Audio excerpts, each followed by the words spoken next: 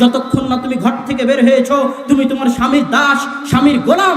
যতক্ষণ না তুমি ঘর থেকে বের হয়েছো আমি তোমাকে বলতে চাই, হে মা এবং বোন, তোমাকে আল্লাহ সুবহানাহু ওয়া তাআলা এমন দায়িত্ব দিয়ে পাঠিয়েছেন, জেনে রাখো, আল্লাহে আল্লাহর কসম, আল্লাহে আল্লাহর কসম, আল্লাহে আল্লাহর কসম, কেউ যদি বলে পৃথিবীর সবচেয়ে কঠিন কাজ, সবচেয়ে মহা গুরুত্বপূর্ণ কাজ পারমাণবিক বম তৈরি করা, কেউ যদি বলে পৃথিবীর সবচেয়ে কঠিন কাজ মঙ্গল গ্রহে যাওয়া, চাঁদে যাওয়া, কেউ যদি বলে পৃথিবীর সবচেয়ে কঠিন কাজ হাজারতলা বিল্ডিং নির্মাণ করা, তাহলে আমি বলবো পৃথিবীর সবচেয়ে কঠিন কাজ, পৃথিবীর সবচেয়ে গুরুত্বপূর্ণ কাজ, পৃথিবীর সবচেয়ে মহা কাজ হচ্ছে একজন ছোট্ট শিশুকে সৎ মানুষ রূপে গড়ে তোলা।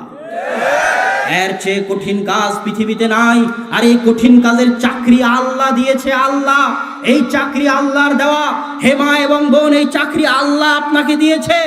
আপনি কিভাবে নিজেকে বেকার বলেন, কিভাবে নিজেকে ঘর থেকে বের হয়ে বেকার উপাধি দিয়ে নিজের স্বামীর দাসত্ব, তথাকথিত দাসত্ব বলে, নিজের স্বামীর গোলামি বলে, স্বামীর ভালোবাসা থেকে মুক্ত হয়ে, স্বামীর স্নেহ থেকে মুক্ত হয়ে বসের গোলামি করে, বসের দালালি করে নিজের চেহারা, নিজের শরীরকে পণ্যদ্রব্য বানিয়ে রাস্তায় ঘুরিয়ে বেড়ান?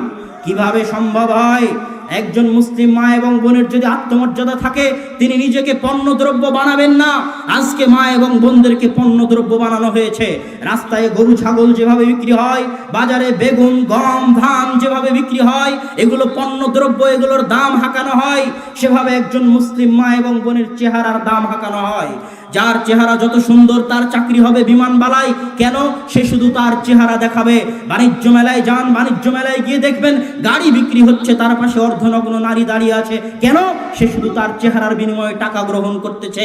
টিভি খুলুন, টিভিতে অ্যাড দেখুন, যার যত চেহারা সুন্দর তার অ্যাডের তত টাকা।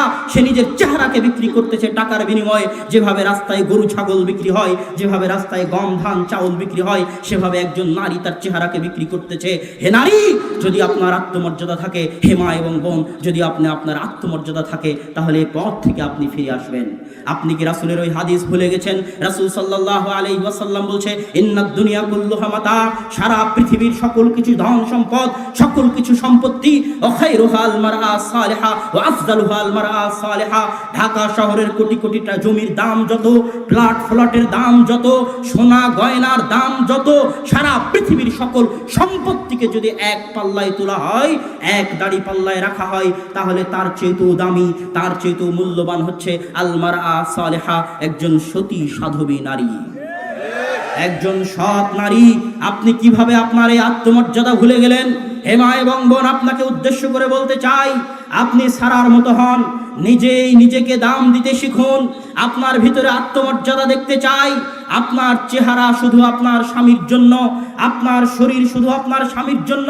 আপনার ভিতরে আত্মমর্যাদা আসতে হবে। আমি কিভাবে আমার শরীর এবং আমার চেহারা আর একজন পুরুষকে দেখিয়ে বেড়াই, এই আত্মমর্যাদা আপনার ভিতরে আসতে হবে।